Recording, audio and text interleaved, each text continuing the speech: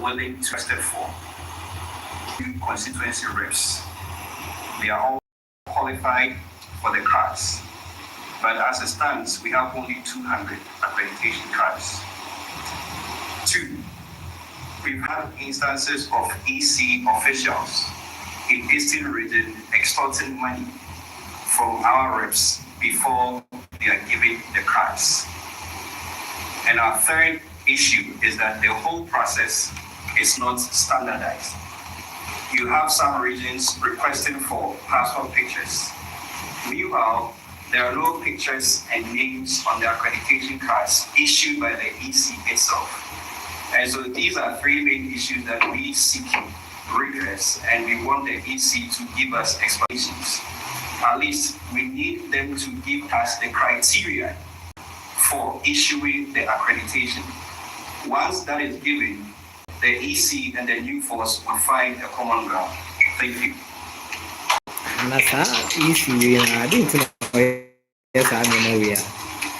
Good afternoon, oh my God.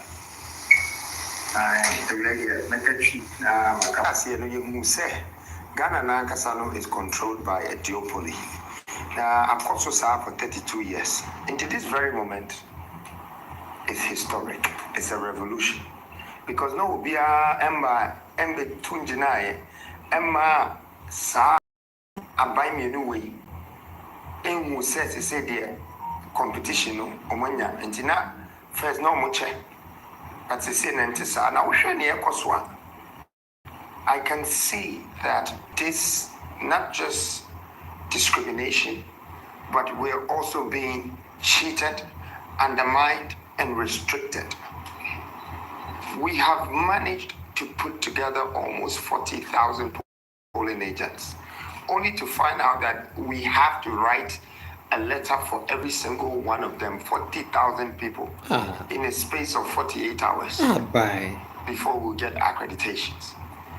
And people are going to the regional EC offices and picking up their accreditations without a letter. So we're now confused that who are going to be our polling agents if we have to wait to write letters again to confirm everybody and send passport pictures. It's not 1 week and it's not 2 weeks. So it looks like we're getting the message. Now, why are we telling the public? It's because we want Ghanaians to understand that we Ghanaians are being taken for granted for the sake of the party. We should not deal with two and the 11 become substitutes, which I can boldly say that a lot of the parties and the independent candidates on the list probably already work as a sub-politicians for these two duopoly.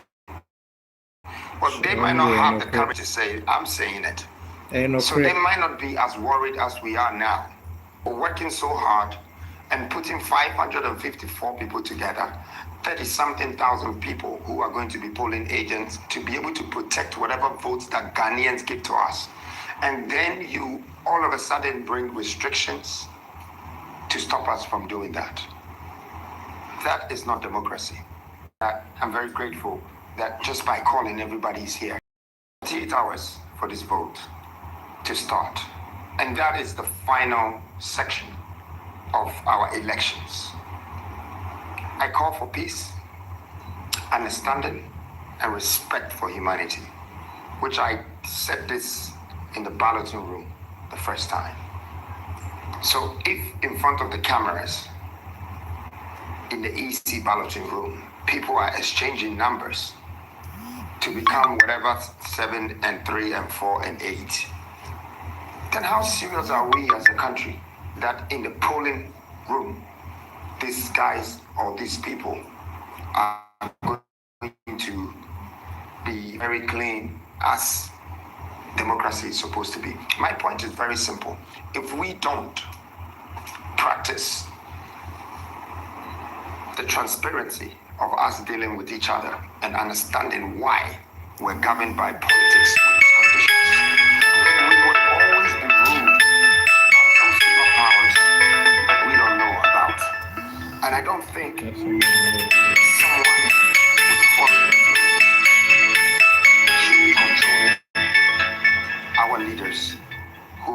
probably been made or trained to be puppets to control our destiny. And I also don't think the system, which is the government, should only listen to politicians to decide. This thing is becoming serious because my experience is less than 1 year in the political industry.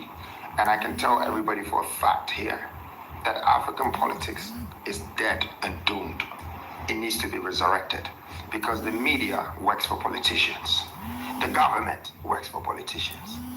The people, they all work for politicians. They sell their thumbs for votes. The media sell all their air spaces for politicians. They're scared because they can't say anything good. You go and sit down and talk for 1 good hour and share 12 pillars that can help this country to be rebuilt again, and the media is just finding something little to turn your whole character upside down because some politicians instructing them to do so. Well, I know that this very elections is bringing a change, and nothing is going to stop that. So on that note, I'm asking Ghanaians that they have left me in a very lame position, that if I say I will still mobilize my 37,800 people and try and get them accreditations and this and that, I won't be able to.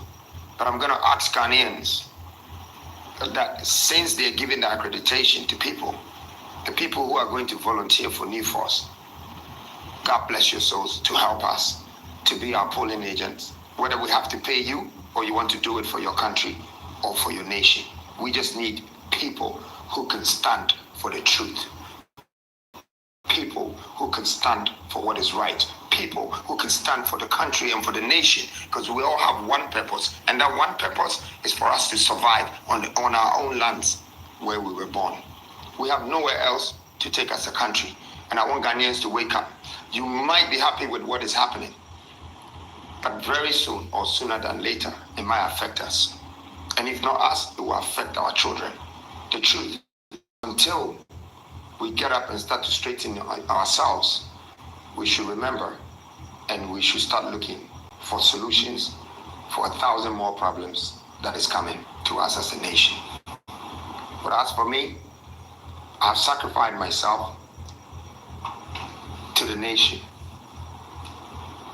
My business is not as important to me today than your business, and how you're going to find a job, and how you're going to live in a country with a better economy, and how your child should be secured, and how you will be in Ghana without somebody coming from outside Ghana. And you should have your own rights. I'd like to say thank you very much, Ghana. Maybe I should use this opportunity to thank all Ghanaians for supporting me throughout the time that we've been campaigning. And I know that you can see what we have done. Truly, we haven't paid anyone, and we will not pay anyone or bribe anyone to do anything whatsoever for us in voting. If you want to vote for a change that is new change, go ahead and do so. If you want to vote because you've been paid for to do so, that's your own prerogative and your own priority. You can go ahead and do so. But one thing I'm asking Ghanaians not to do is that we shouldn't go all the way to destroy ourselves. We should rather believe that whatever elections that we're going through is going to build us as a new Ghana and as a new nation. And thank you very much. Thank you, and I'll take some questions. Okay, yes, I've seen a hand here. Make sure your media house as well.